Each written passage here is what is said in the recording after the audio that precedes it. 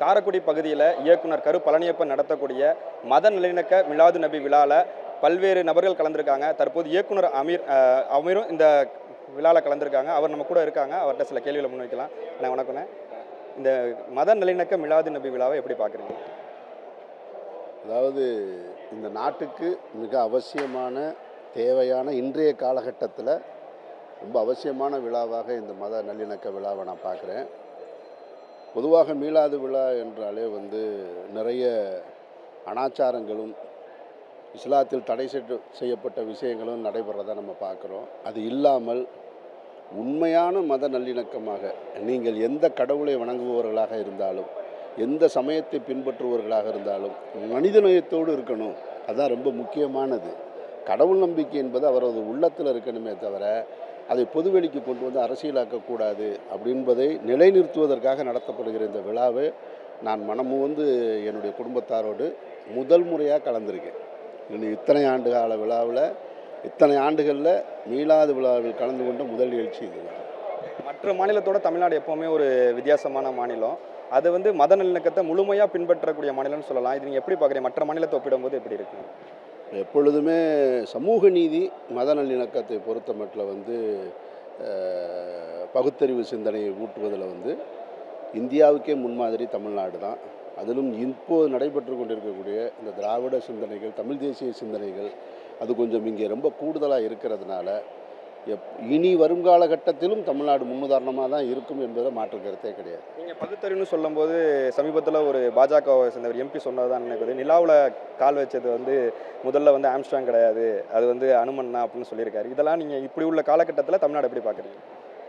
இல்லை, அவர்கள் ஒரு மூட நம்பிக்கையை கடவுள் பெயரால் தொடர்ச்சியாக பல்லாயிரம் ஆண்டுகளாக சொல்லி அடிமைப்படுத்தப்பட்டு வச்சிருந்த மக்களை இன்னமும் கல்வியறிவு பெற்றதற்கு பின்னாலும் இன்னமும் அதே போல் விண்வெளியில் குடியேறலாம்ங்கிற இடத்துக்கு இந்த உலகம் நோக்கிய பிறகும் கூட இன்னமும் இது போன்ற புராண கதைகளை, கட்டுக்கதைகளை சொல்லி கடவுள் பேரால் அவர்களை மழுங்கடிக்க செய்கிற இந்த வேலையை தொடர்ச்சியாக அவங்க செஞ்சுக்கிட்டே இருப்பாங்க. அதை முறியடிக்கிற மாநிலமாக எப்பொழுதுமே தமிழ்நாடு இருந்திருக்கிறன்ற மாற்று கருத்து கிடையாது. இனியும் தொடர்ச்சியாக இது இருக்குன்றதுல எனக்கு ஆழ்ந்த நம்பிக்கையும் இருக்குது. மற்ற மாநிலத்தை ஒப்பிடும்போது தமிழ்நாடு கல்வி அறிவு பெற்ற மாநிலம்னு சொல்கிறோம். ஆனால் ஆளுநராக இருக்கட்டும், பாஜக தரப்பினராக இருக்கட்டும், கல்வி அறிவில் இன்னும் போதுமையாக கல்வி வேண்டும்னு சொல்கிறாங்க. புதிய கல்விக் கொள்கையை ஆதரித்தாதான் கல்வி மாணவர்களுக்கு கல்வி விவகாரத்தில் கூட நிதி கொடுப்பேன்னு சொல்கிறாங்க. இதெல்லாம் நீங்கள் எப்படி பார்க்குறீங்க போல காலகட்டத்தில்? இல்லை, அதெல்லாம் அவங்க சொல்கிற கல்வி என்பது நோட்டில்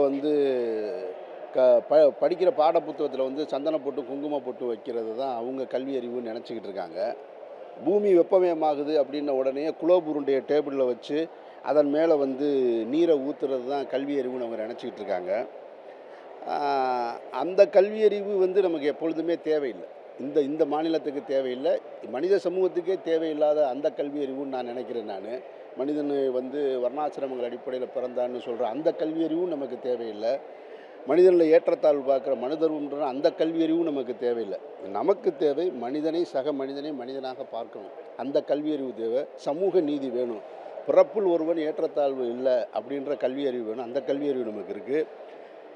பள்ளிக்கூட படிப்பும் இருக்குது. இன்றைக்கு உலகத்தையே ஆதிக்கம் செலுத்தி கொண்டிருக்கக்கூடிய அமெரிக்கா, கூகுள் போன்ற இடத்துல தமிழன் போய் கால் பதிச்சிருக்கான்ற அந்த கல்வி அறிவு நமக்கு இருக்குது. இந்த கல்வி அறிவு நமக்கு போதுமானதுன்னு நான் நினைக்கிறேன். நான் தமிழ்நாடும் கல்வி அறிவில் தன்னிறை பெற்றதாக இருக்குது. கேரளாவும் இருக்குது, மேற்கு வங்கம் போன்றதெல்லாம் இருக்குது. அதெல்லாம் ஒரு பெருமைக்குரிய விஷயமாக தான் நான் பார்க்குறேன். இப்போ தொடர்ச்சியாக சுகாதாரமாக இருக்கட்டும், கல்வியாக இருக்கட்டும், அதே போல் தொழில் வளர்ச்சியாக இருக்கட்டும், தமிழ்நாடு முன்னோக்கிய சென்று கொண்டு இருக்கிற மாநிலமாக திகழ்துன்னு தமிழ்நாடு முதலமைச்சர் உள்ளிட்ட பாஜக தரப்பினரே அவங்க கொடுக்கக்கூடிய புள்ளி விவரங்களை சொல்கிறாங்க.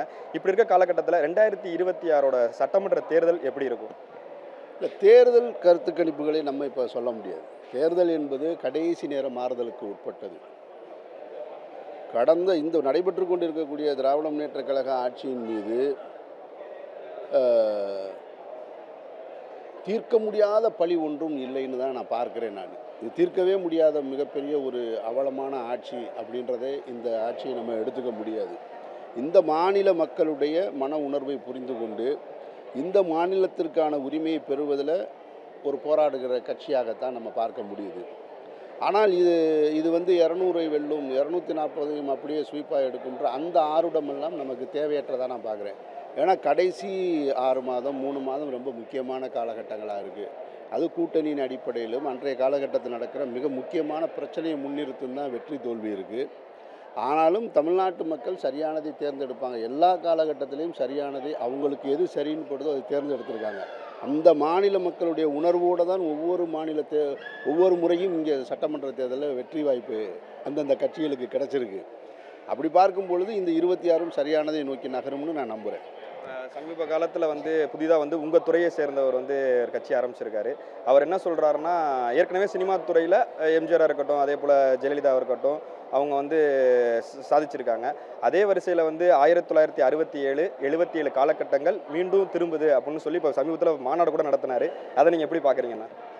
இல்லை, அது ஒரு மனிதன் வந்து இந்த ஜனநாயக நாட்டில் வந்து கட்சி ஆரம்பித்து நான் ஆட்சி அதிகாரத்துக்கு வருவேன், மக்களுக்கு நல்லது செய்வேன்னு சொல்கிறத வந்து நம்ம வந்து தவறாக நினைக்கவும் முடியாது.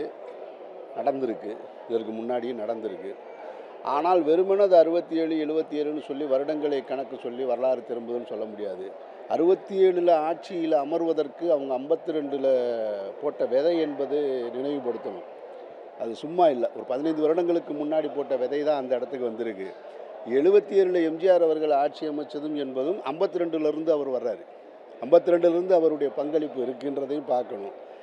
அதனால் அது சொல்லுவதற்கு ஒரு புதிய கட்சி தொடங்குறவங்க மக்களிடத்தில் தங்களை கொண்டு போய் சேர்க்கறதுக்கு இந்த வரலாறுகளை பயன்படுத்திக்கலாமே தவிர, வரலாறு திரும்புகிறதா என்பதை தேர்தல் முடிந்ததற்கு பின்னாடி தான் நம்ம உறுதி செய்ய முடியும். தமிழக வெற்றி கழக தலைவர் விஜயை பொறுத்த வரைக்கும் அவர் பேச்சை பார்த்துருப்பீங்க. ஏன்னா வந்து பொது மேடையில் மட்டும்தான் அவர் பேசுகிறாரு.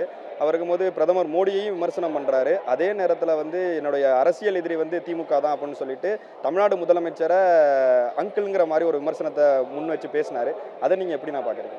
நான் ஏற்கனவே சொன்னது தான், அங்கிள் என்பது ஒரு தவறான வார்த்தை கிடையாது. ஒரு திரைப்பட நடிகராக அவர் வந்து தமிழக முதல்வரை அவருக்கு நிறைய காலம் பரிச்சயமாக இருந்தார் அப்படின்ற அடிப்படையில் அவர் அங்கிள்னு சொல்லலாம். அவருடைய தந்தையார் திமுக அனுதாபியாக இருந்திருக்கிறார், எஸ். ஏ. சந்திரசேகர் அவர்கள். அந்த அடிப்படையில் வந்து சின்ன வயசுலேருந்து அவர் கலைஞர் குடும்பத்தோடு, அண்ணன் ஸ்டாலின் அவர்களுடைய குடும்பத்தோடு அவர்கள் வந்து உறவு கொண்டதை பார்க்க முடியும். இப்போ நான் அண்ணன்னு சொல்கிறேன் ஸ்டாலினை அப்படின்னு சொன்னால் நான் பொதுவெளியில் அப்படி தான் சொல்லுவேன். நான் தனிப்பட்ட முறையில் அப்படி தான் சொல்லுவேன். ஆனால் பொதுவெளிக்கு வரும் பொழுது மாண்புமிகு முதல்வர்னு சொல்ல வேண்டியது எனக்கும் அவசியமாகப்படுது. ஏன்னா அது நமக்கு அவருக்கு கொடுக்கக்கூடிய கண்ணியம் அந்த பதவிக்கு கொடுக்கக்கூடியது. திரு விஜய் அவர்களும் அப்படி தான் சொல்லணும். ஏன்னா ஒரு கட்சியின் தலைவராக இருக்கிற காரணத்தினால் அவர் விமர்சனம் வைக்கலாம், எதிர்கருத்துக்களை கேட்கலாம், தவறுகளை தட்டி கேட்கலாம், சுட்டி காட்டலாம். ஆனால் அவர் சொல்லும்போது முதல்வர் அவர்களே நீங்கள் இப்படி செய்கிறீங்களேன்னு சொல்லுவது தான் மரபாக இருக்கும், சரியானதாக இருக்கும். ஏன்னா அவர் சொல்ல தவறிட்டு அங்கிள்னு ஒரு கலாச்சாரத்தை ஆரம்பித்து வச்சுட்டாருன்னா, இப்போ நாளைக்கு விஜய் அவர்கள் சொல்லுவது போல் அவருடைய கட்சி ஆட்சி கட்டில் அமர்ந்து அவர் முதல்வர் நாற்காலியில் உட்காரக்கூடியதாக இருந்துச்சுன்னு வச்சுங்க, இப்போது எதிரில் இருக்கவங்க என்ன செய்வாங்க, ஏன்னா மாமா சௌக்கியமான்னு கூட கேட்பாங்க. ஏன்னா என்னை தாய்மாமேன்னு நீங்கள் சொல்லுங்கன்னு சொல்லியிருக்காரு. அப்போது அது கிண்டலுக்குரியதாக மாறிடும். அதை தவிர்த்துக்கிறது சரியானதுன்னு நான் நினைக்கிறேன். அந்த மாநாட்டில் இளைஞர்கள் நிறைய பேர் இருக்கிறத பார்த்துருப்பீங்க, அவங்களோட செயல்பாடையும் பார்த்துருப்பீங்க. இப்போ உள்ள காலகட்டத்தில் இளைஞர்கள் வந்து எவ்வளோ தூரம் எப்படி எதை சிந்திக்கணும், எதை நோக்கி பயணிக்கணும்னு நினைக்கிறீங்க? இல்லை, எனக்கு தெரிந்து இன்றைய கால அரசியல் என்பது வந்து மிக மிக அவசியமானது. சக மனிதனை நேசிக்க வேண்டியது, சக மனிதனிடம் அன்பு செலுத்த வேண்டியது, சக மனிதனை வந்து உயர்வு தாழ்வு பார்க்காம பழக வேண்டியது அவசியமாக இருக்குது.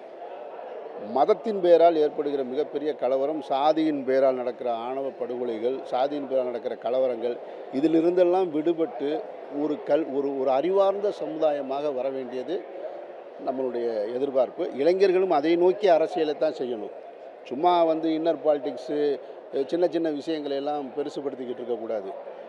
ஒரு வீடுன்னு இருந்தாலே 4-5 பேர் இருந்தாலே ஒரு சின்ன சின்ன கருத்து முரண்பாடுகள் இருக்கும், ஒரு சலசலப்பு இருக்கும், சண்டை இருக்கும், அம்மா பையன் மருமக அப்படின்னு இருக்கும்போது ஒரு நாடு இத்தனை கோடி மக்களை கொண்டதில் பல்வேறு கருத்து முரண்கள் இருக்கும், சச்சரவுகள் இருக்கும், சில தவறுகள் அங்கொன்று இங்கொன்றுமாக நடக்கும். அதை பூதாகரமாக்கக்கூடாது. எந்தவித அச்சமும் இன்றி ஒரு மனிதன் அவன் என்ன நம்பிக்கையில் இருக்கிறானோ, அவன் எந்த கடவுள் நம்பிக்கை இருக்கானோ, கடவுள் மறுப்பாளனாக கூட இருக்கலாம், ஒரு கடவுள் மறுப்பாளன் ஒரு கடவுள் நம்பிக்கையாளன் கூட சந்தோஷமாக ஒரு இரவில் பயணம் செய்யக்கூடிய உறவு அப்படி இருக்கணும். அதுதான் ஒரு நாடு மேம்பட்டதுக்கான அடையாளம். நான் கடவுள் மறுப்பாளன் என்பதற்காக ஒரு கடவுள் நம்பிக்கையாளன் என்னை தீங்கு செய்வான் அப்படின்னு சொன்னால் அது கடவுளே விரும்ப மாட்டார். அப்போ அப்படிப்பட்ட உறவுகளை மேம்படுத்துகிற சமூகமாகத்தான் இருக்கணும். அப்படிப்பட்ட சமுதாயம் தான் இந்தியா போன்ற பன்முகத்தன்மை கொண்ட ஒரு நாட்டிற்கு தேவை. அந்த அரசியலை இளைஞர்கள் முன்னெடுத்து போவது அவசியம்னு நான் நினைக்கிறேன். கடைசி ஒரு அரசியல் கேள்வினா, தொடர்ச்சியாக வந்து 2026 தேர்தலில் பாஜக அதிமுக கூட்டணி ஆட்சி கட்டாயமாக அமையும். பாஜக எண்ணம் வந்து நிறைவேறும் அப்படின்னு சொல்கிறாங்க. அந்த எண்ணம் வந்து நிறைவேறுமா? உங்களோட பார்வை எப்படி இருக்கு? பாஜக அதிமுக ரொம்ப காலமாக கூட்டணியில் தான் இருக்காங்க. ஏற்கனவே அவங்க கூட்டணியில் தான் இருக்காங்க. அவங்க கூட்டணி இல்லைன்னு சொன்னாலும் சரி, அவங்கள வந்து மறைமுகமான என்றைக்கு ஜெயலலிதா அம்மையார் மறைந்தார்களோ மறைந்ததிலிருந்து அதிமுக பாஜக கட்டுப்பாட்டில் தான் இருக்குது. இன்றைக்கு புதிதாக வந்திருக்கக்கூடியவர்கள் மத்திய அமைச்சர் எல்முருகன் கூட சொல்கிறாரு, ஆர்எஸ்எஸ் அதிமுகவை இயக்குவதில் என்ன தவறு இருக்குன்னு கேட்குறாரு. இதை விட ஒரு கேவலம் அதிமுகவிற்கு கிடையாது. அதாவது எம்ஜிஆர் அவர்கள் ஆர்எஸ்எஸ்ஸை எதிர்த்திருக்கார். ஆர்எஸ்எஸ்னுடைய அந்த அதனுடைய செயல்பாடுகளை விமர்சிச்சிருக்காரு. ஆர்எஸ்எஸ் இந்த நாட்டுக்கு எவ்வளோ தீங்கிழைக்குதுன்றதை தெளிவாக சொல்லியிருக்காரு. அப்படிப்பட்ட ஒரு தனி மனிதர் ஆரம்பித்த கட்சி, அந்த கட்சி இன்றைக்கு ஜெயலலிதா அம்மையாரால் வந்து அது வார்த்தெடுக்கப்பட்டு பெரிய ஒரு இயக்கமாக உருவாக்கப்பட்டு, அந்த இயக்கம் இன்றைக்கு மீண்டும் எதை எதிர்த்து உருவாக்கப்பட்டதோ அவர்கள் கையில் இருக்கிறதுன்றது ரொம்ப ஆபத்தானது. அதனால் அவங்க கூட்டணியில் தான் இருக்காங்க. வெல்லுவாங்கன்றதை நான் நம்பலை. நன்றி. காரைக்குடியிலிருந்து ஒளிப்பதிவாளர் பாண்டியனுடன் ஷேக் அப்துல்லா, சன் நியூஸ்.